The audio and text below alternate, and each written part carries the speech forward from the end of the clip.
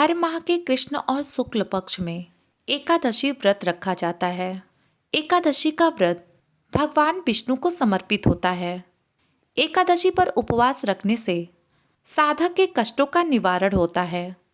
हिंदू धर्म में सभी एकादशी का व्रत अपना विशेष महत्व रखती है।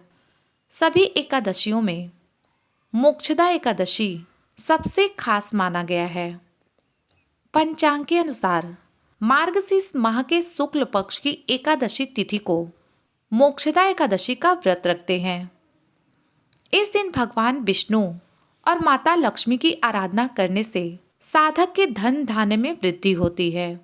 शास्त्रों में मोक्षदा एकादशी को मौना एकादशी या मौन ग्यारस कहते हैं। यह तिथि पितरों की पूजा के लिए भी श्रेष्ठ होता है। इस दिन दान दक्षिणा देने से पूर्वजों को मोक्ष मिलता है। साल 2024 में मोक्षदा एकादशी का व्रत 11 दिसंबर 2024 को रखा जाएगा। 11 दिसंबर 2024 यानी कि मोक्षदा एकादशी के दिन वारियन योग बन रहा है, जो शाम 6:47 तक रहेगा। इस योग में पूजा करने से मनचाहे परिणामों की प्राप्ति होती है। अब आइए जान लेते हैं मोक्षदा एकादशी की पूजा विधि, व्रत कथा के बारे में। मोक्षदा एकादशी व्रत कथा। पौराणिक कथा के अनुसार गोकुल नाम के एक नगर में वह खानस नामक राजा राज्य करता था। उसके राज्य में चारों वेदों के ज्ञाता ब्राह्मण रहते थे। वह राजा अपनी प्रजा को पुत्रवत पालन करता था।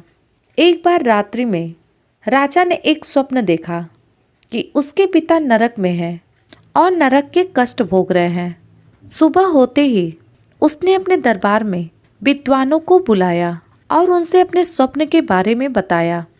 राजा ने बताया कि उसके पिता ने कहा है कि वे नरक में पड़े हुए हैं। वे यहाँ पर नाना प्रकार के कष्ट सहन कर रहे हैं और वह कह रहे हैं कि हे पुत्र, तुम मुझे नरक के कष्टों से मुक्ति दिलाओ। राजा ने विद्वानों से कहा कि उसने जब से यह स्वप्न देखा है तब से बड़ा ही परेशान और चिंतित है। राजा ने सभी विद्वानों से कहा कि आप सभी इस समस्या का कोई उपाय बताइए जिससे वह अपने पिता को नरक के कष्टों से मुक्ति दिला सके। यदि पुत्र अपने पिता की ऐसी स्थिति में मुक्ति नहीं दिला सकता है तो फिर उसका जीवन व्यर्थ है। एक उत्तम पुत्र ही अपने पूर्वजों का उद्धार कर सकता है। राजा की बात सुनने के बाद सभी विद्वानों ने कहा कि यहाँ से कुछ ही दूर पर पर्वत ऋषि का आश्रम है। वे त्रिकालदर्शी हैं। उनके पास इस समस्या का समाधान अवश्य ही होगा। राजा अगले दिन पर्वत ऋषि के आश्रम में पहुँचे। उन्होंने प्रणाम किया तो पर्वत ऋषि ने आने का कारण पूछा। राजा ने आसन ग्रहण करने के बाद अपनी सारी बात पर्वत ऋषि को बताई। तब पर्वत ऋषि ने अपने तपोबल से उनके पिता के पूरे जीवन को देख लिया। पर्वत ऋषि ने राजा से कहा कि तुम्हारे पिता के किए गए पाप को मैंने जान लिया है। पूर्व जन्म में उन्होंने काम वासना के वशीभूत होकर एक पत्नी को रति दी, लेकिन सौत के कहने पर दूसरी पत्नी को ऋतुदान नहीं दिया। उस पाप कर्म की वजह से वे नरक के दुख भोग रहे हैं।